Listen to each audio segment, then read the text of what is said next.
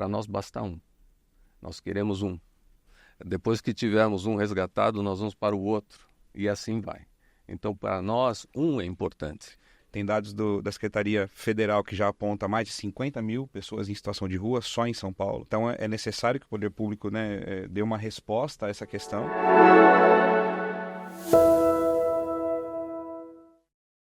Segundo a Organização Mundial de Saúde, 6% da população brasileira possui dependência química. Essa porcentagem corresponde a mais de 12 milhões de brasileiros. Hoje, o nosso podcast trata de um tema bastante sensível e complexo: a dependência química.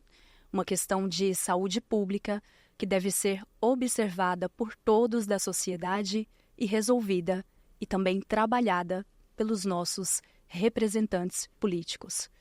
E para falar sobre esse assunto, participam do podcast de hoje o presidente do Sinafresp, Marco Antônio Chiccaroni, o diretor jurídico do CIESP e presidente da Associação Beneficente Comunitária do Povo, Elcio Ronda, e o especialista em gestão do terceiro setor e diretor da ABCP, Douglas Borgini. Sejam todos bem-vindos, Chiccaroni, Elcio, Douglas. Então, muito bom dia Camila, bom dia Dr. Ronda, bom dia Douglas, uma alegria ter vocês aqui e acho que nós vamos ter uma conversa assim muito edificante e muito promissora em termos de por onde a gente pode encaminhar atitudes humanas nossas a partir daqui. Muito obrigado pela presença. Eu que agradeço, bom dia aí a todos, meu presidente Chiccaroni, muito obrigado pelo convite, uma honra estar aqui na casa, né, dos agentes do Estado de São Paulo, é muito importante, e que é uma carreira que eu prezo bastante, viu? Eu tenho uma interação muito grande lá como diretor da Fiesp, do Ciesp, já de muitos anos, e eu tenho um escritório de advocacia, né, e tenho agentes e secretários de fazenda, coordenadores como o Kondo, como o Dr. Shigemi. Então, assim, para mim é um prazer muito grande estar nesta casa e falando de outro tema que não é de tributo nem de reforma tributária, né? Então, parabéns aí à casa por estar despertando um tema que é um tema nosso, social, um tema que é do nosso dia a dia, né? Nós estamos convivendo com isso, com essas pessoas com cada vez maior dependência química e principalmente hoje, o que nós vemos na rua, esse grande aumento, e depois nós vamos desenvolver um pouco mais desse contato. Obrigado aí a Camila, nossa jornalista. Douglas, muito obrigado aí pela presença. O Douglas é o meu diretor lá na BCP, uma pessoa que a vida inteira lidou com essas questões, vai nos enriquecer muito aí no dia de hoje. Muito bom dia a todos, também muito obrigado pelo convite, para estarmos aqui compartilhando daquilo que a gente tem feito ali, né, no trabalho da ABCP, como o Dr. Ronda colocou, e é sempre bom compartilhar sobre isso, porque a problemática ela só será solucionada com o envolvimento de todas as camadas da sociedade, né? Então, muito importante para nós estarmos aqui. Prazer. Muito obrigado. Maravilha. Bom, a questão da dependência química é uma questão antiga, um problema antigo e também bastante complexa. E eu começo pontuando a importância que as ONGs têm, o papel ali de cumprir, de ajudar, para que todos nós lidamos de uma forma melhor com os problemas da nossa sociedade. Elcio, quando surgiu esse olhar cuidadoso voltado para a justiça social e como funciona o trabalho da ABCP? Camila, o ABCP já tem 15 anos de atividade e ela nasceu, foi até interessante o início dela, né? Ela nasceu numa ceia, né, na igreja, quando você leva os alimentos e faz a ceia. E quando você faz todo mundo leva um prato, sobra muita comida, né? E sobrou muita comida. E aí o que fazer com essa comida? Começaram então a distribuir a comida na rua. Começou assim. Então, assim, de um ato de distribuição de comida, né? Viram realmente que muita gente passava fome e começou assim, então, a BCP. E hoje, depois de 15 anos, a BCP hoje já tem uma estrutura muito, muito grande. Ela hoje trata, basicamente, de moradores de rua. Hoje, infelizmente, Chiccaroni, nós temos visto, principalmente após a pandemia, um grande aumento das pessoas em situação de rua, né? A pandemia trouxe em todas as nossas vidas, trouxe uma grande ruptura, né? Uma grande disruptura. E muitas pessoas perderam o emprego pararam não conseguiram pagar aluguel e foram para a rua, e somado também a questão dos refugiados. Então aumentou muito a população da rua, e basta a gente sair daqui, né? Nós estamos aqui no centro, né? Você participa, né, desse movimento, né, de ver como as pessoas estão na rua. E a BCP então tem esse foco de fazer esse apoio à saída das pessoas em situação de rua. E sobre o tema, quando você vai para a população em situação de rua, a grande maioria tem dependência química ou dependência alcoólica, a grande maioria. Qual é o trabalho, então, que nós desenvolvemos na BCP? A BCP é uma ONG, é um terceiro setor, né? Respondendo a Camila, por que o terceiro setor e as ONGs são importantes? Porque essa questão de nós darmos essa justiça social, que é uma função do Estado, né? Não é nem de governo, né? É uma função do Estado, mas o Estado não tem braço suficiente a isso. Então precisa da sociedade civil. E como a sociedade civil se organiza? Através das ONGs, né? Que são pessoas voluntárias, né? Meu trabalho é voluntário, para que possamos, então, com as nossas aptidões e dons, né, que Deus nos concedeu, né, podemos passar e poder melhorar e ajudar a sociedade. Então a BCP, com o foco dos moradores de rua, ela trabalha com 4 eixos, grandes 4 eixos. Então, o nosso foco é retirar o morador da rua, é tirá-lo da rua. Então, começamos com o primeiro eixo, que é a abordagem. Então, na abordagem, toda sexta-feira, nós preparamos uma sopa, e aí já começam os voluntários, né? Porque os voluntários já vêm, já ajudam na preparação da sopa, né? Porque as pessoas querem ajudar, mas não sabem como ajudar. Isso é muito importante. E elas vêm, preparam a sopa, e aí nós distribuímos a sopa na Cracolândia, que é o grande reduto das drogas, e também no pátio do colégio. E essa distribuição da sopa, ela mata primordialmente a fome naquele exato momento, né? Hoje fazemos 300 ou 400 atendimentos, mata a fome, mas o foco não é esse primeiro, é a abordagem. Por isso esse primeiro ponto a gente chama de abordagem. É um quebra-gelo, né? Então, ou seja, há um distanciamento grande da pessoa que está na rua e a pessoa que está provendo isto, né? Então, assim, para tirar esse distanciamento, fazemos a distribuição da sopa, que é a abordagem, para fazer o convite para que eles possam, se quiserem, iniciar um movimento para saírem da rua. E aí aqueles que manifestam o desejo de quero sair da rua, então ele vai para o segundo movimento, que é o acolhimento. É o segundo A, a gente brinca que são 4 As, né? O primeiro abordagem, o segundo acolhimento, onde temos uma casa em que ele vai, o primeiro ato, ele toma o banho, né? Então ele toma o banho e fornecemos uma nova roupa para ele. E não é nova, é uma roupa usada que recebemos em doação, mas que está em condição muito melhor daquela que ele estava usando quando estava na rua.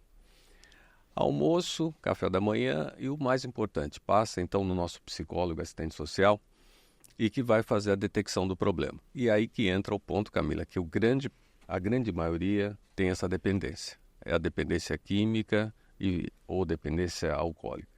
Aqueles que vêm da Cracolândia são dependentes químicos 100%. E então aí fazemos o terceiro A, que é o outro convite, né? Que é o tratamento da dependência química. Então, aqueles que querem voluntariamente, isso tem que ser, eles têm que quererem, não há nada impositivo. Aqueles que querem, então, nós levamos então para uma clínica terapêutica, uma comunidade terapêutica, ou para início do tratamento da desintoxicação. Então é fundamental que ele acabe essa desintoxicação. E olha, é possível, em 6 meses, a pessoa se liberar do uso da droga. E aí é o terceiro A, que é o acompanhamento, porque ele não está sozinho, né? Essa abstinência é muito difícil, né? A pessoa ficar com essa abstinência e conseguir se liberar. Então, nossos psicólogos assistentes fazem um trabalho contínuo para que ele não largue o tratamento. Quando ele se desintoxica, e normalmente isso acontece após 6 meses, então ele está apto a ressocializar. Mas ele mora onde? Mora na rua. Se deixássemos ele voltar para a rua, voltaria o ciclo novamente do consumo do álcool ou da droga. Então, nesse momento, ele entra numa das nossas casas. Então, temos várias casas, que são as casas que começamos a ressocialização, onde ele fica 9 meses conosco. Nesses 9 meses, aí é um outro trabalho, que é um outro ponto depois que nós podemos aprofundar, em que fazemos a ressocialização da pessoa. Então é uma casa como de classe média, é uma casa, não é um albergue, não é uma república grande, é uma casa mesmo. Eu vi algumas fotos no site de vocês, é um trabalho muito bacana, inclusive parabéns pela iniciativa. E aproveitando esse gancho que o senhor mencionou, referente à questão do poder público ali, uma questão do Estado. Schicaroni, você como auditor fiscal, como que você pontua essa importância da arrecadação tributária para que recursos sejam destinados a políticas públicas como essa? Olha, Camila, a gente faz essa consideração assim sobre duas vertentes, duas óticas, né? Tem uma ótica do somos cidadãos, participamos da sociedade, somos afetados por toda essa questão social da dependência química, da dependência de álcool. E aí, sob essa ótica cidadã, a gente louva muito essa iniciativa que as ONGs têm, que a ABCP tem. Agora, sob a perspectiva profissional, então, nós que somos os arrecadadores de recursos para o Estado, então a gente olha isso com muito interesse, no sentido de que nós somos os arrecadadores, então nós somos os auditores da receita do Estado. Mas é muito importante que a gente consiga também olhar a despesa do Estado, no sentido de por onde estão se encaminhando esses recursos, né? E o quanto que a gente pode, nesses recursos, orientar para iniciativas como essas, né? Que nem a gente tem aqui no governo do Estado a Coordenadoria de Políticas sobre Drogas do Estado de São Paulo, né? Então, como será que esses recursos, quanto de recurso está sendo provido para essa coordenadoria? E como que esse recurso está sendo usado e quanto apoio, então, isso pode dar justamente para que as ONGs, a sociedade civil, tenham mais ainda suporte e melhor abrangência. Então a gente olha sobre essas duas vertentes e trago aqui então, olhando um pouco para esse nosso lado fiscal, né, a importância de que haja justiça fiscal, de que haja arrecadação justa, que todos paguem e todos possam não só pagar menos, como possa haver aí sim, no conjunto, mais recursos para toda a sociedade. E aí, Schicaroni, o que você traz assim é a verdadeira função social dos tributos. Porque a partir dessa arrecadação tributária que, de fato, o poder público pode destinar recursos para políticas públicas como essa. Douglas, o Elcio mencionou ali que o trabalho que vocês fazem na ONG é um trabalho de muitas etapas. Você, como especialista do terceiro setor, quais são os grandes desafios que as ONGs enfrentam para organizar toda essa logística, conseguir parcerias e ter algo bem estruturado? Porque imagino que hoje a ONG já tem condições ali até em razão de ter sido fundada há algum tempo, ela já tem ali uma capacidade melhor de atender e de andar com os seus projetos. Mas no início é sempre muito difícil essa questão de logística. E é interessante você compartilhar essas ideias até para quem tem vontade de entrar aí no voluntariado, de ter iniciativas como essa. O desafio maior assim, de qualquer organização do terceiro setor vai aparecer em recursos, né?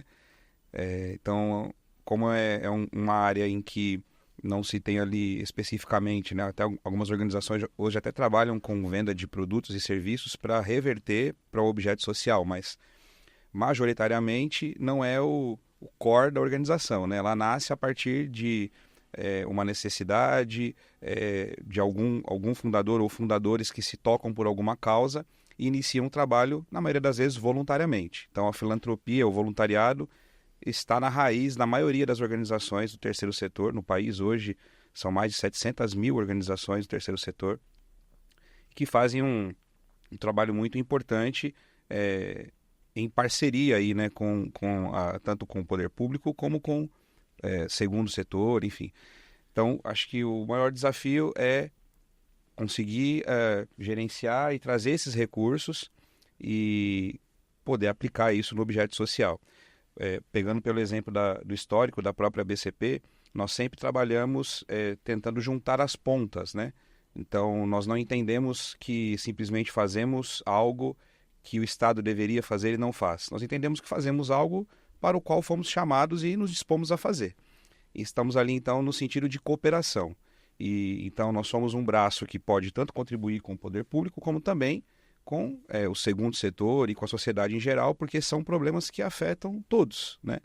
Então, o desafio também de profissionalização do setor, que eu acho que está cada vez mais seguindo essa profissionalização, porque como nasce do voluntariado, então os voluntários eles dedicam o tempo que é disponível. Então a coisa vai caminhando e aí daqui a pouco você precisa de mais alguém, tem que ter uma pessoa especialista. Então o voluntariado é importante, mas é necessário que tenham pessoas, né, porque é uma empresa, então você tem a área administrativa, a área comercial, que é a área de captação de recursos, parcerias, a área operacional, a área técnica. Então acho que o desafio das organizações é de estruturar isso, né, na sua parte interna. Para isso é necessário que tenha recursos. E até aproveitando o gancho que foi citado da COED, né, Coordenadoria de Políticas sobre Drogas, que é uma parceria muito importante que nós temos hoje, do qual a gente tem um aporte de recursos para suportar uma boa parte do processo, né, com o programa das casas terapêuticas, República. Então a Secretaria Estadual hoje é uma parceria importante. A Secretaria Municipal de Assistência Social, nós também temos um excelente contato de parceria. Então, acho que o desafio das organizações é conseguir realmente fazer essa rede funcionar, né? Não ficar somente no voluntariado, na filantropia. Isso é importante, mas é necessário que tenha uma profissionalização e especialização para atender esses problemas, né? A dependência química é um problema muito complexo. Então, não adianta, não existe uma solução, né, como receita de bolo. E cada ser humano tem a sua especificidade. Então, o trabalho da BCP, como a gente estava comentando aqui em off, né, a gente tem tido bons resultados porque nós entendemos que é necessário olhar cada um, né, e atender aquela necessidade. E a partir disso você elabora junto com os atendidos um projeto de vida, né, uma ideia de futuro, porque não dá para trabalhar também na massa, né? Isso não resolve. Tem que ser uma coisa, como o Dr. Ronda colocou, né? Nós temos casas que são lares, né? A gente tem que reconstituir essa ideia de lar, de casa, de vínculo, que é o que foi perdido, né, nesse processo. Então, fazendo esse paralelo com o trabalho da BCP, eu diria que o desafio é esse, é fazer essa rede funcionar, porque existem pessoas, empresas e agentes, né, do poder público que querem essa melhoria, né? Então é necessário juntar essas pontas e fazer a coisa fluir da melhor maneira possível. Bacana. E aí, se me permite, Camila, a gente vinha comentando, o Dr. Ronda comentou dos 3 primeiros As aqui, da abordagem, do acolhimento, do acompanhamento, e íamos comentar justamente desse 4A, sim, que é uma questão, não sei se eu vou chamar de mais técnica, mas que realmente evita, né, o retorno da pessoa para uma situação de rua e dessa maneira individualizada, tal. Então, comenta um pouquinho mais, por favor, doutor. Então, o último acho, Carolina, obrigado, é justamente a autonomia, tá, né? Então, tratamos a pessoa, né? Então ela saiu da rua, ela se tratou da dependência química, é importantíssimo, é fundamental esse tratamento da dependência química. E olha, e é possível, nós tivemos exemplos, assim, de pessoas que ficaram 20 anos numa Cracolândia. Ficaram 20 anos. Então, a pessoa praticamente nunca teve um lar, né? E essa pessoa, e até há pouco tempo estava conosco, né, já na casa, e já ficou liberto das drogas, já está trabalhando e hoje já está com autonomia. Sim. Então, o projeto funciona bem. Então, assim, não é fake news, ele funciona. E a autonomia, então, esse último passo é um passo importante. Então essas casas, né, que a Camila até comentou que viu, né, as fotos de algumas delas, são casas realmente de classe média, são casas que as pessoas estariam ou deveriam estar. E ali entra o primeiro processo, que é a ressocialização, e o primeiro grande passo é o contato que nós fazemos com a família. A grande maioria das pessoas que vão para a rua iniciam com a disruptura familiar, a grande maioria. Se não, totalmente.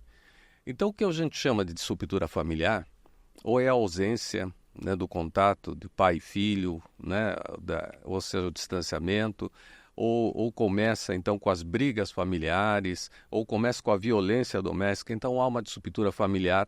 Olha só o quanto é importante, né, a preservação da base familiar. Então tudo começou ali.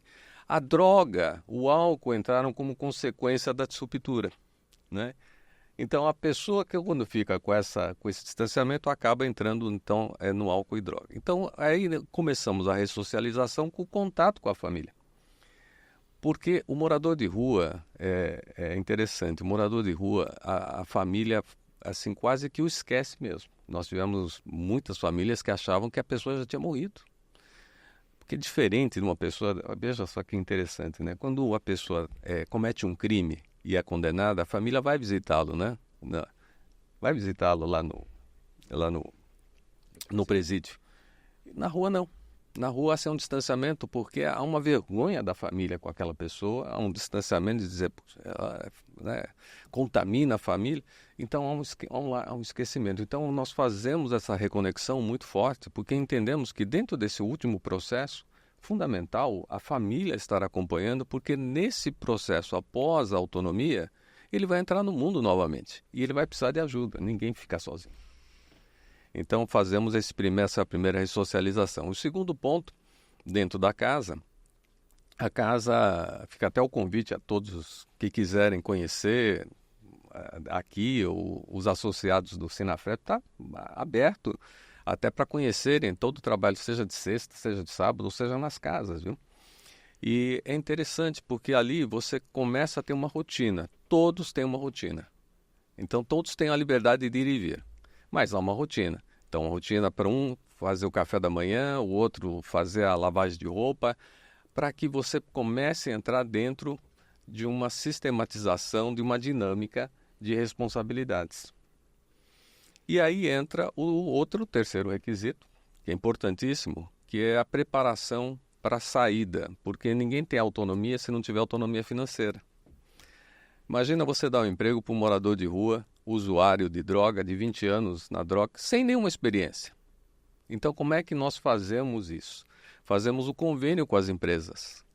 Aí entra a parte social, a plataforma ESG. O ESG é uma sigla de Meio Ambiente, Social e Governança de uma agenda da ONU para um mundo melhor. Então, todas as empresas hoje, além de visar o lucro, elas têm que visar principalmente um mundo melhor. Hoje você vai comprar um produto, não é pela marca, mas pelo que a empresa faz em favor do mundo. Seja pelo carbono, seja da proteção do ambiente, seja do social. E aí fazemos, então, o convênio com estas empresas para implantar essa plataforma ESG, especialmente no social. Então, nós pedimos, além dos recursos financeiros que as ONGs precisam, também recursos não financeiros, como, por exemplo, vagas sociais. Então, implantamos uma plataforma ESG, né, dentro da empresa, e ali nós fazemos, nesse convênio de cooperação, implantando toda a política, também as vagas sociais. Ou seja, preparamos essas pessoas para ocupar uma vaga de emprego que normalmente a empresa não daria para aquela pessoa. Por essa característica. Sim, porque há um preconceito enorme em relação a tanto as pessoas em situação de rua quanto as pessoas que têm ali uma dependência química. Então essa reinserção no mercado de trabalho é bem complicada. E você sabe, Camila e o Chicarone, que assim, hoje o número que nós temos, assim, nós atendemos já mais de 500 mil pessoas. De cada 100 moradores de rua que entram no programa, hoje 74 não voltam mais para a rua. E desses 74, por conta desses convênios que nós fazemos na saída, 100% empregados. E outra, nós fazemos o acompanhamento até pós, porque ele não fica para sempre na nossa casa, porque é muito cômodo. Nós damos casa, nós damos comida, nós damos material de limpeza, seria muito cômodo. Mas há um prazo, há um target de saída, né? São 9 meses. Então, nesses 9 meses, a pessoa tem que estar já preparado. E assim, imagina como é que a gente ia tirar da casa uma pessoa que não tem condição financeira e a família não vai suportar, vai para a rua de novo. Então, não estaríamos resolvendo o problema, né? Teremos postergando o problema. Então, fundamental, por isso que essa parte foi muito importante. E aí eu queria fazer um registro do governo do Estado de São Paulo, que fez neste programa, dentro da Secretaria de Desenvolvimento Social, onde nós temos um convênio com a Secretaria, e aí graças à arrecadação tributária, Sim. né, a Secretaria tem condições de nos prover recursos em que faz, então, um auxílio nesta última passagem da autonomia. É fundamental, porque é muito caro isso, é muito caro. Né? E nós temos muito prazer em ajudar o programa do Estado, que tem essa visão, né, de fazer esta retirada permanente da pessoa e não simplesmente dar um abrigo, dar um colchão, dar um cobertor, mas efetivamente nós temos que resgatá-lo da sociedade, nós temos que voltá-lo à sociedade. E mais importante, nós temos que voltá-lo para a família. E este é o nosso projeto. Então, por isso que nós temos lá um lema, que ele até brincou, mas desde o início da minha presidência eu sempre falei assim, para nós basta um, nós queremos um. Depois que tivermos um resgatado, nós vamos para o outro, e assim vai. Então, para nós, um é importante. Não é o importante o número de fazermos 2.000, 3.000, temos mais de 30 mil moradores de rua. É o Reconstruindo Vidas, Transformando Futuros, é isso? Restaurando vidas e transformando futuros. Bom, a Cracolândia ela existe há mais de 30 anos. E por mais que tenhamos ONGs com essa mesma iniciativa, temos ali ações também do poder público, infelizmente a dependência química ainda é um problema gravíssimo de saúde pública. Na opinião de vocês, o que ainda falta para que essa questão seja resolvida? São Paulo, com essa questão da Cracolândia há mais de 30 anos, e também no Brasil, o que faltaria ainda para que a dependência química não fosse mais uma questão de saúde pública? Vou deixar o Douglas aí comentar Essa é a questão de $1 milhão, né? A pergunta de 1 milhão. É um problema bem complexo, né, que envolve várias áreas ali, a questão social, questão de saúde, questão de segurança pública, um problema para a região, né? Nós temos acompanhado vários movimentos, né, tanto do governo do estado quanto do governo municipal, para revitalização do centro, associação comercial, né, que também nós temos um contato muito bom com eles. São várias frentes interessadas. Eu diria, Camila Scaroni, que esse olhar que nós estamos colocando aqui, quando a gente coloca isso numa perspectiva de poder público, é mais complexo ainda porque tem uma quantidade muito grande de pessoas, né? Então, tem dados da Secretaria Municipal que apontam mais de 30 mil, tem dados da Secretaria Federal que já aponta mais de 50 mil pessoas em situação de rua, só em São Paulo. Então, é necessário que o poder público, né, dê uma resposta a essa questão, mas não é um problema que se resolve do dia para a noite. Então, eu acho que é necessário que tenha um pacto social mesmo, de todos os setores, compreendendo também que não vai resolver em um governo, né? Então, dizer isso é complicado, até porque se fosse já teria resolvido, né? Quantos governos anteriores tentaram fazer alguma mobilização e ainda não foi possível? Porque é um problema que envolve uma questão daqueles, né, seres humanos que estão ali, que tem um histórico complexo. E aqui eu não estou colocando assim que não existe também a responsabilidade de cada um deles, né? Isso é um outro lema nosso, né? De trabalhar com cada um deles, não os colocando no vitimismo, né? Mas assim, olha, até aqui, né, para trás não tem como você mais verificar, mexer, você tem que ver daqui para frente, né? O que dá para, em termos de perspectiva, por isso que a gente fala de transformar o futuro, né? Assim, no presente ele tem a possibilidade de transformar o futuro. O passado já está feito, né? Tem pessoas que são egressas do sistema penitenciário, enfim, isso se ele já está em dia ali com a lei, ele pode seguir daqui em diante e transformar, né, o seu futuro. Mas é necessário esse pacto social. Eu diria que esse olhar do poder público, das empresas, da sociedade civil, das organizações e juntar, né, todas essas forças para proporcionar para cada um deles essa oportunidade de saída. Eu acho que olhar para cada um, ver o potencial de cada um, né, a questão familiar e de rompimento de vínculos, ela está sempre presente, como o Dr. Honda bem colocou, e quando a gente consegue fazer essa reaproximação, né, só um parênteses, assim, a gente sempre faz um rito de passagem de cada fase deles. Quando ele passa da fase 1 para a fase 2, a gente faz o chamado tapete azul. Então, na nossa sede a gente estende lá um tapete, ele passa de fase e marca um rito de passagem. E quando ele chega na autonomia, a gente faz o tapete vermelho. Então nós estendemos o tapete vermelho e ele passa pelo tapete celebrando a autonomia. E nesse momento, muitas vezes, a gente consegue trazer familiares, né? Semana passada veio a mãe de um deles, a mãe e um tio, e veio acompanhar essa passagem. Então, agora, nem sempre isso é possível. Às vezes a pessoa não tem mais família, não tem mais familiar, né? Morreram, né? Enfim, como que a gente faz? Qual que é o grupo que vai acolher essa pessoa, que vai acompanhar? Então, são problemas complexos que têm que ser olhados de uma maneira médio e longo prazo, né? Nós temos lá a possibilidade de ficar com eles até 2 anos, depois acompanhar por mais tempo. Então, não é um problema para resolver em um governo, né? Isso é claro, tem que ser uma ação planejada de médio e longo prazo, mas oferecer essa oportunidade. Então seria ali aprender com os erros do passado, ali o que poderia ter sido feito, mas visando um futuro melhor. Perfeitamente, creio que sim. Schicaroni, o que motivou o Sinafresp a discutir esse tema, dada inclusive a sua relevância para a sociedade? Como auditor fiscal, como presidente de uma entidade tão importante, o que levou o Sinafresp a discutir essa questão? Olha, além dessa vertente cidadão versus auditor profissional, né, tem essa questão que a gente comentou logo aqui no comecinho, né, Dr. Honda, que nós estamos aqui no centro de São Paulo. Estamos aqui no viaduto Maria Paula, muito próximo à Praça da Sé, muito próximo à Cracolândia, e a gente tem, por um lado, esta preocupação com a situação de rua em que a gente vê as diversas pessoas, né, e não só o desconforto que isso nos traz enquanto se fôssemos indiferentes, né? Nós temos funcionários aqui no Sinafresp, temos colaboradores que têm preocupações em sair um pouco mais tarde, né? Por conta do trabalho. Sim. Então, não só por essa vertente, mas também pela vertente de, olha, nós estamos vendo lá seres humanos e acho que se a gente pensar um pouquinho, né?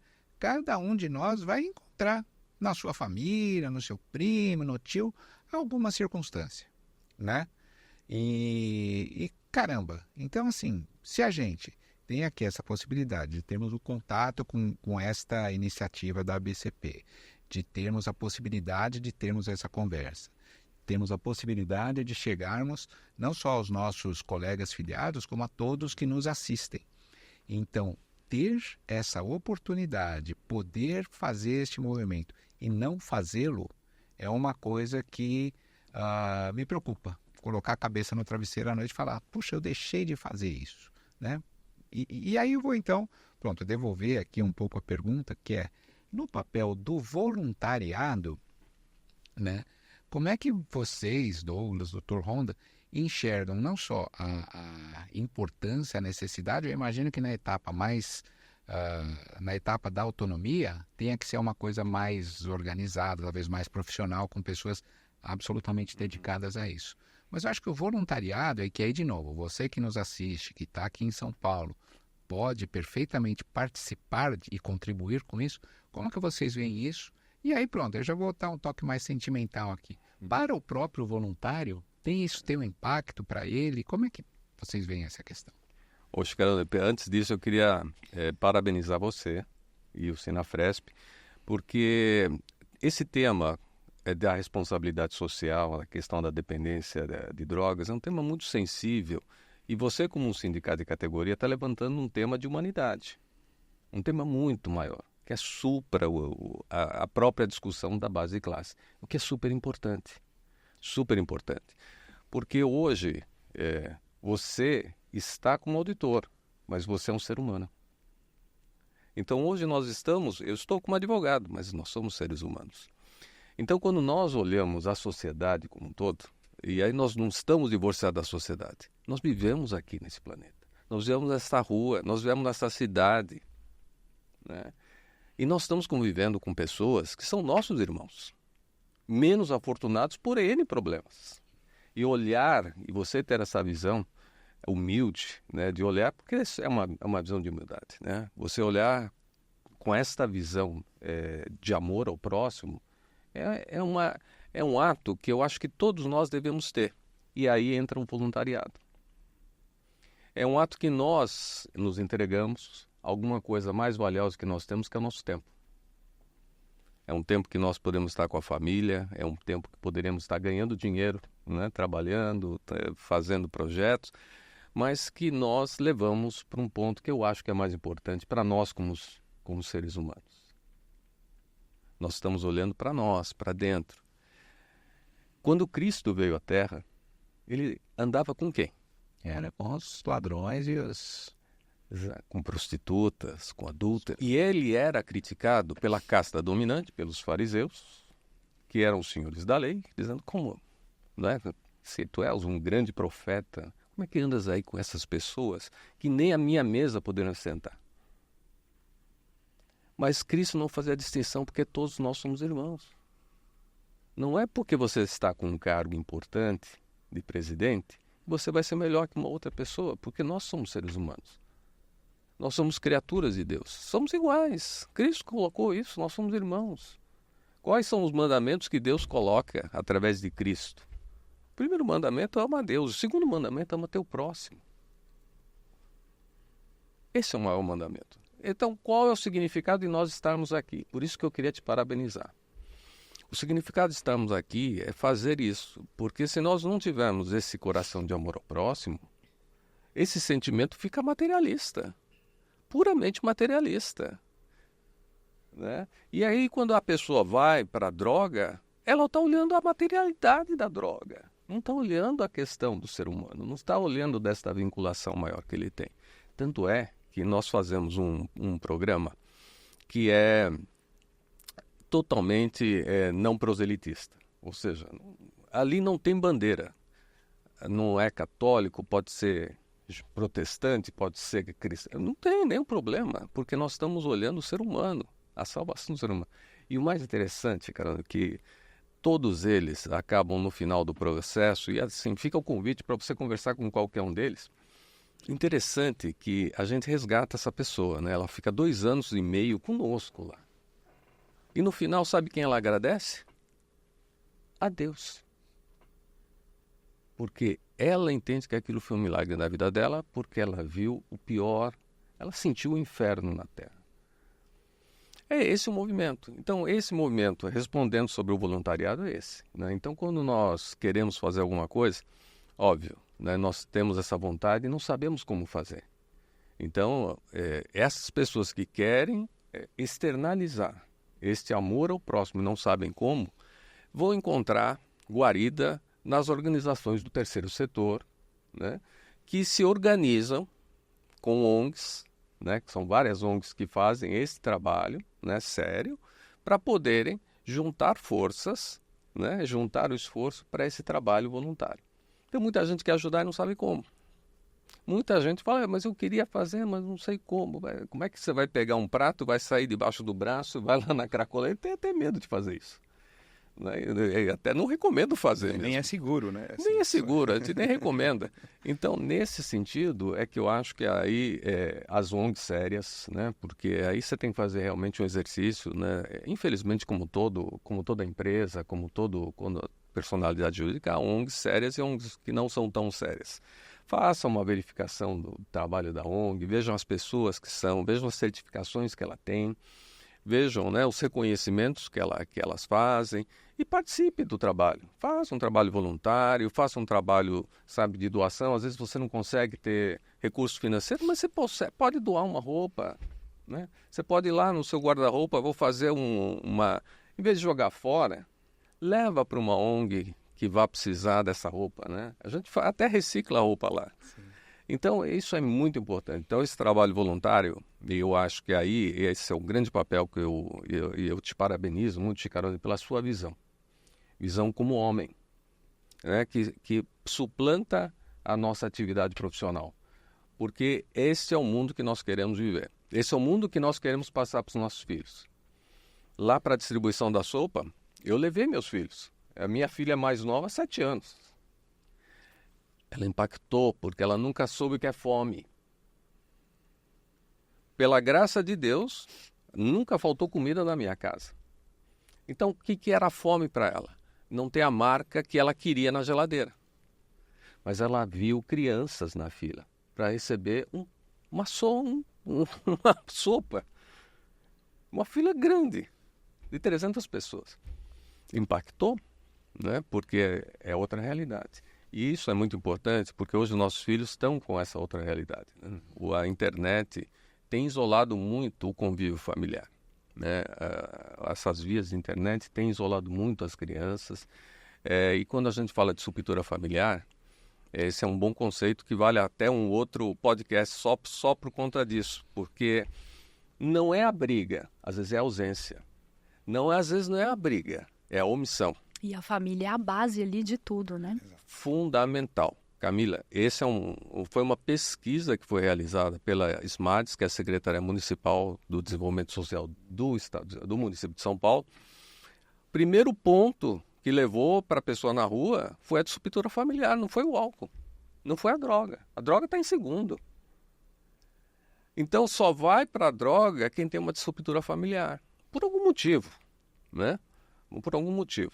Mas esse é um grande ponto, né? E a gente sempre falou com o governo federal, eu sempre coloquei isso bastante no governo federal, que nós devemos incentivar muito essa discussão sobre a estruturação da base familiar, o antecedente, porque nós estamos trabalhando o consequente. Nós estamos trabalhando a pessoa já com dependência, a pessoa já na rua, mas e o antecedente? Quem está fortalecendo a família? Quem está fortalecendo os vínculos familiares? Quem está fortalecendo essa coisa que nós devemos ter com nossos filhos? Então, esse é um ponto que eu acho que assim, mereceria até uma outra discussão, né? Sim, uma outra pauta. E a dependência química tem muitas raízes. São raízes ali bem complexas e são vários fatores que levam uma pessoa a ter essa dependência.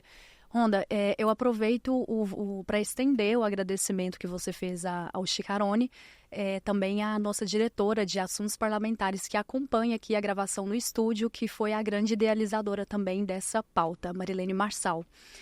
Bom, Honda, Obrigado, Marilene. Nós temos aí muitas questões trazidas por vocês em relação à ONG. Quais têm sido os desafios que a ONG enfrenta para continuar com esse trabalho de reinserção social? Olha, como toda ONG, assim, eu acho que o primeiro ponto, nós carece um marco regulatório para o trabalho social. Hoje nós temos leis de incentivos fiscais que não protegem esse social. Nós temos leis de incentivo para a cultura, nós temos lei de incentivo ao desporto, nós temos lei de incentivo à criança e adolescente. No Estado mesmo, você não tem nenhum incentivo fiscal, eu diria, eu coloco o incentivo fiscal aquela destinação que o imposto, que a empresa faz para esse projeto. Falta isso. Não temos para o lado social. Não tem projetos para isso.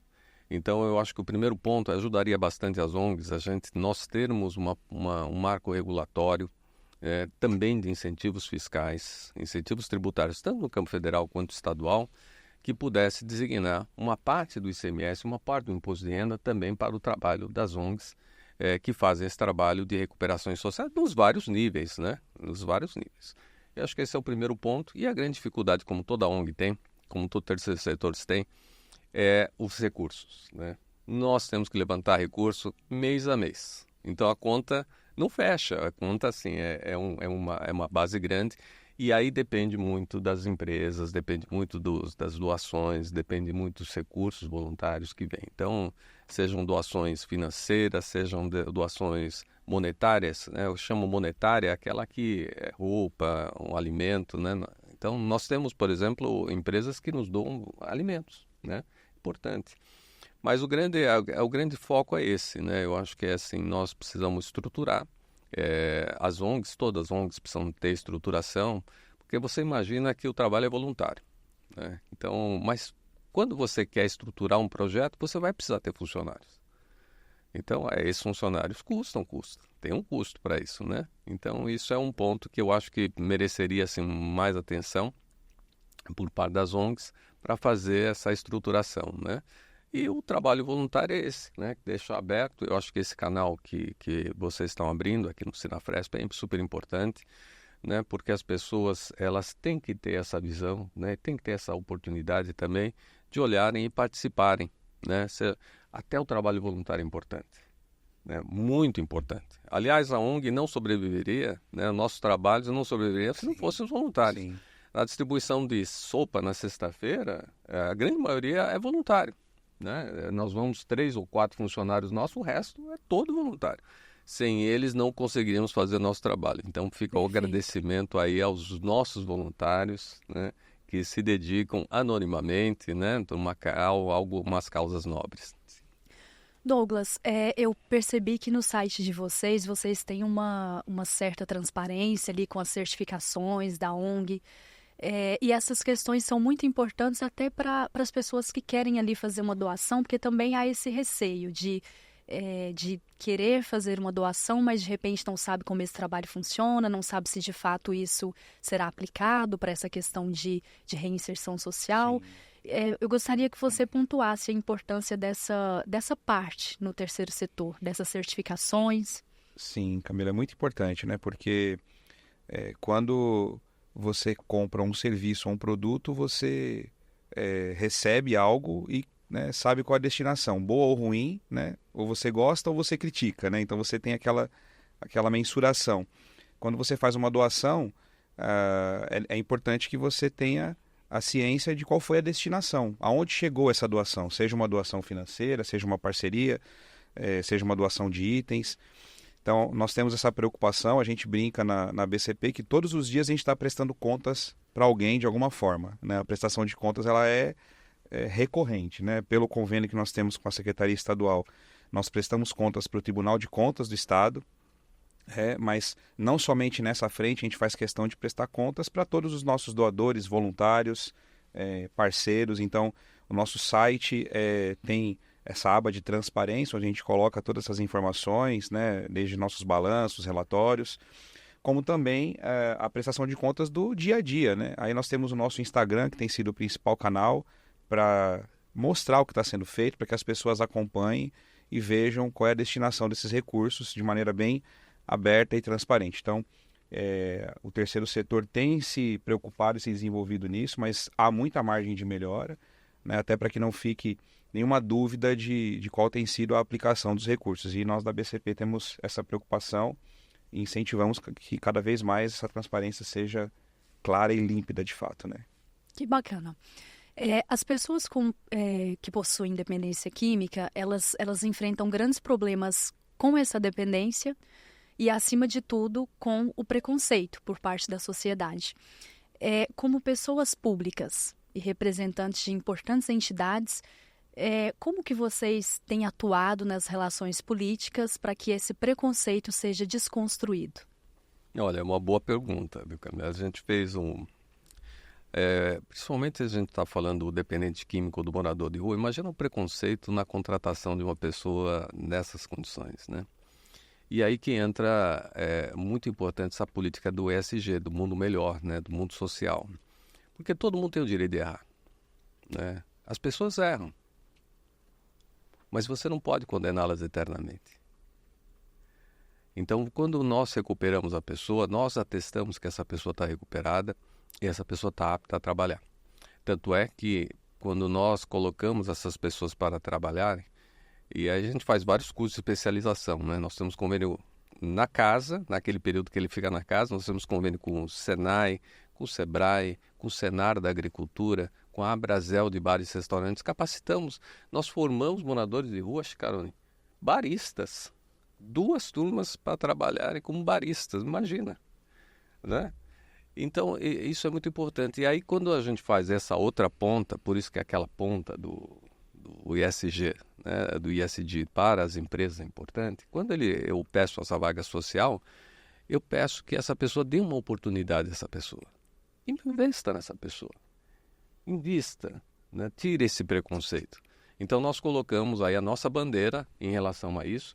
E hoje, Camila, assim, nós até acompanhamos após a evolução, quando ele sai da casa, e o turnover destas pessoas que estão trabalhando é menor do que daquelas que as empresas estavam contratando normalmente. Um exemplo é a Cirela, que tem um programa conosco, E a gente faz essa avaliação.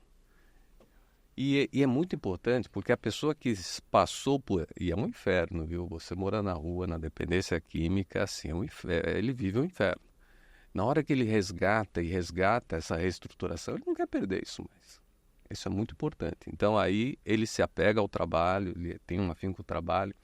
Temos vários testemunhos, depois aí, se você quiser, a gente pode trazer até alguns aí para dar o testemunho deles mesmo, né? Dessa recuperação. Mas esse é um ponto importante, é tirar esse preconceito social, sabe? É tirar esse preconceito de que a pessoa... Ora, se você pode pedir ou se arrepender, né? É porque Cristo permitiu o arrependimento, né? Ele permite que você... Ele entende que você peca. Ele andava com pecadores, mas ele queria o arrependimento. Ora, se isso funciona nesta nossa vida espiritual, quanto mais na nossa vida aqui material. Então, eu acho que esse preconceito realmente tem que cair, tem que ser retirado, seja os egressos do sistema prisional, sejam os egressos do...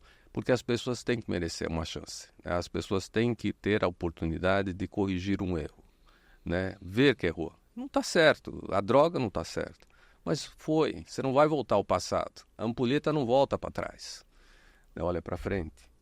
Agora, se nós não dermos a mão para essa pessoa voltar para frente, você vai estar condenando essa pessoa.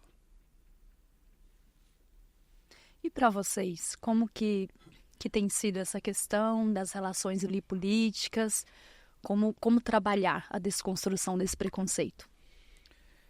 A nossa experiência enquanto ABCP em relação às parcerias com o poder público tem sido muito positiva. A gente... da mesma forma que a gente está colocando aqui, né, que nós não podemos generalizar e não ter esse preconceito com a pessoa que é em situação de rua, essa máxima também que muitas vezes é colocada de que o poder público não faz nada, que não tem, né, isso também não é a realidade, né? Como todos os setores, né, tem pessoas engajadas, dedicadas e pessoas que estão ali por outras razões, né? E não cabe a nós julgar isso, cabe a nós nos juntarmos a pessoas que de fato têm esse interesse, essa preocupação e existem, né? Essas pessoas estão aí também, né? Nós temos vários parceiros e pessoas que acompanham e que têm esse interesse comum. Então a gente encontra isso, né? E tem sido uma caminhada bastante positiva. A ABCP, pela sua cultura, e ainda é uma cultura que nas organizações do terceiro setor está em desenvolvimento, mas em termos de recebimento de recursos, né? Nós citamos aqui a parceria com a Secretaria Estadual, que é muito importante, muito relevante, mas nós não podemos ficar somente com essa fonte de recursos, né? Então a gente busca também outras parcerias com empresas, com pessoas físicas, né? Enfim, com outras frentes de entrada, porque isso também dá essa possibilidade de conversar com mais atores, né? Não somente poder público, porque senão torna uma dependência de subsistência daquele recurso público e a relação fica um pouco complicada. Mas eu diria, Camila, que em relação à sua pergunta, assim, tem muitas pessoas que estão interessadas, que estão engajadas ali em promover as melhorias e a gente tem tido bons contatos, né, e pessoas muito importantes aí que têm nos ajudado nessa caminhada. E assim, a dependência química ela também tem raízes em diversos lugares. Violência doméstica, a questão da desconstrução ali na família, também os conflitos familiares, questão econômica. A pandemia também trouxe várias questões relacionadas à desigualdade social. Para vocês, o poder público tem olhado para essas raízes? Olha, eu creio que sim. Poderia olhar mais, né? Aquilo que a gente até comentou. A gente sempre está trabalhando no consequente, né? E nunca no antecedente. Porque trabalhar no preventivo é muito difícil, né? Lá, assim, falando de política pública, ela não é tão vistosa, aparente, quando você trabalha no consequente. Mas seria fundamental, né? Eu acho que trabalhar, principalmente nesses trabalhos de formação ou de capacitação da família, né? Da reestruturação da base familiar seria muito importante. E eu vejo um pouco de falta, assim, de políticas públicas nesse lado, né? Nós estamos trabalhando muito na reação, né? Nós vemos, por exemplo, o município de São Paulo muito preocupado realmente com a questão do morador de rua, Mas é uma consequência, né? Mas a gente não está trabalhando na solução do problema de por que ele foi para a rua, né? Então, enquanto a gente não trabalhar isso, a gente só vai ficar enxugando gelo, né? Então, a gente só vai estar colocando isso, porque é uma realidade, né? A droga está aí, você vê todas as comunidades hoje são comandadas por organizações criminosas, a Cracolândia só existe por conta do tráfico, né? Então, assim, nós temos esse trabalho consequente, mas é um trabalho mundial, né? Não é um trabalho que só São Paulo sente isso, é mundial, né?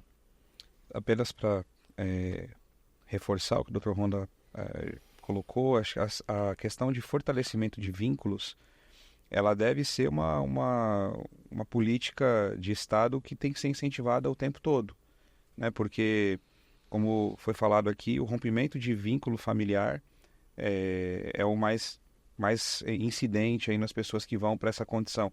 E é difícil mesmo para uma família que tem um dependente químico, né, como o Chicarani colocou, não é incomum a gente pensar em alguém da nossa rede de parentela, né? E esses são potenciais moradores de rua, pessoas que, quando a gente conversa com quem está em situação de rua, a maioria deles tem uma história ali anterior, de trabalho, de família, enfim, uma pessoa comum que chegou ao momento da vida que perdeu totalmente o controle da situação e chega nessa condição, em situação de rua.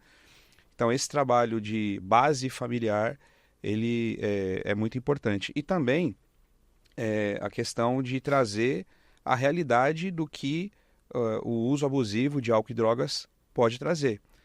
Que aí é uma discussão mais ampla, né? Que mais recentemente, inclusive, a gente não ouve mais falar sobre isso, né? Nem em publicidades, nem em nenhum setor, a gente não escuta mais falar que droga é ruim, né? Antigamente ainda tinha um pouco disso, né? Quando surgiu o crack, né? No início dos anos 90, tinha até propaganda, né? Falando sobre isso, e hoje existe um movimento contrário, né? Em relação à normalização, e aí a gente vai ficando sempre atrás, né? A Cracolândia já está com um problema que não é mais o crack, já é o K9, que é uma droga sintética que tem uma potência muito além do crack. Então a gente vai ficar correndo atrás, né? Se a gente não realmente olhar para isso com a seriedade que deve, as pessoas vão continuar entrando nessa vida, na dependência química. Então, esse alerta é muito importante. É muito importante. Inclusive, Douglas, essa questão pontuada por você, tem uma pesquisa da OMS que indica que pelo menos 30 milhões de brasileiros conhecem ou têm ali uma relação próxima com alguém que possui dependência química. Então, de fato, é algo bem, bem preocupante. O caminho que vai seguir é esse, porque se a pessoa tem esse problema, vai desdobrar no rompimento de vínculo, tem os codependentes, né? Porque a família, o problema não é só o dependente químico, tem a família que vira codependente, afeta a vida de todo mundo, né? Então, o decorrer natural vai ser esse, né? Vai romper o vínculo em algum momento e a pessoa fica sem esse suporte. Honda, para aqueles que nos assistem, como se tornar um voluntário na ONG? Olha, para aqueles que nos assistem, né, obrigado aí por estarem até agora nos vendo. Nós temos aí, a BCP tem um Instagram, tem um site, você pode acessar a ABCP, Associação Beneficente Comunitária do Povo, pode fazer lá a solicitação, seja no Instagram, seja no nosso site.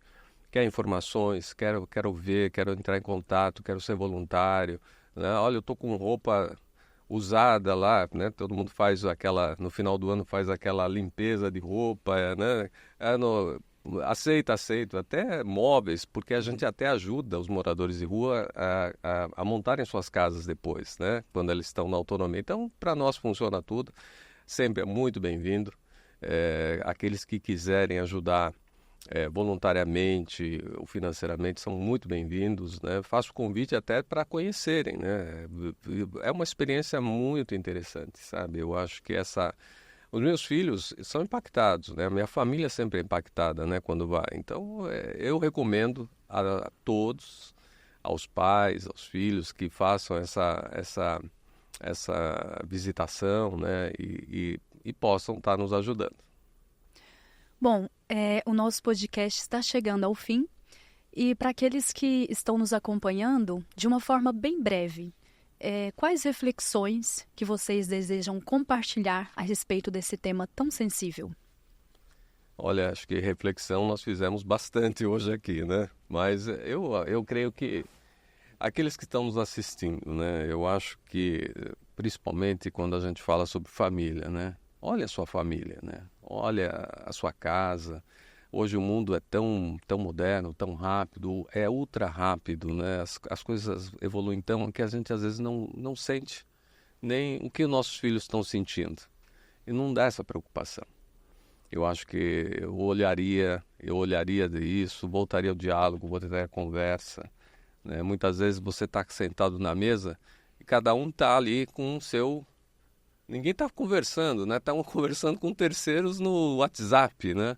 É horroroso, né? Então eu acho que voltar a ter essa convivência, né? Voltar a estreitar esse laço, não de materialidade, mas de espiritualidade, né? Porque se você tem esse laço espiritual forte, muita coisa você vai refrear.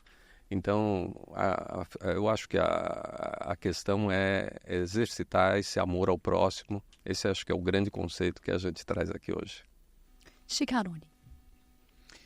Olha, eu estou aqui tendo essa conversa, né, e me lembrei, vim até pesquisar aqui no celular, um poema do Manuel Bandeira, que é O Bicho, né? E nesse poema, não vou lê-lo aqui, é claro, mas ele é muito curtinho, e ele termina com: o bicho, meu Deus, era um homem. Então, quando a gente olhar para essas circunstâncias, né, de dependência química, de situação de rua, de dependência do álcool, a gente olhar que lá tem um ser humano, né? E ele é um ser humano, primeiro. Depois ele tem lá uma circunstância, né? Da dependência, do desprovimento material, mas ele é um ser humano. Então, você que nos vê, colega, e eu tenho aqui sempre falado pensando nas pessoas físicas, né? Mas você, colega que tem uma pessoa jurídica, tem contato com pessoas jurídicas, tem empresas que podem participar deste processo, e aí eu vou tomar liberdade, seja aqui com a ABCP, seja numa ONG mais próxima de você, nós estamos falando aqui no estado de São Paulo, talvez no Brasil, sai um pouquinho dessa zona de conforto e ver o que é que você pode fazer para mudar um pouco essa situação e a gente construir um mundo em que todos queiramos viver. Douglas. Eu diria que todos nós, de alguma forma, temos condições de fazer algo, né, por alguma situação. Independente das condições financeiras, ou de tempo, ou de bagagem, eu diria que é muito mais relevante que a gente aponte menos, né, o dedo, procure culpados, ao invés disso, vejamos o que cada um de nós podemos fazer e com certeza teremos, né, as condições, quem está nos assistindo. E se fizermos isso, a gente vai aos pouquinhos construindo algo melhor juntos, né? Então eu diria que cada um de nós tem essa condição, que cada um faça essa reflexão e veja como, porque tem algo que a gente pode oferecer para as pessoas e para o mundo. Agradecemos a participação do presidente do Senafresp, Marco Antônio Schicaroni, do diretor jurídico do CIESP e presidente da ABCP, Elcio Honda, e do diretor da ABCP, Douglas Borgini. A você que nos acompanhou até aqui, agradecemos a sua audiência.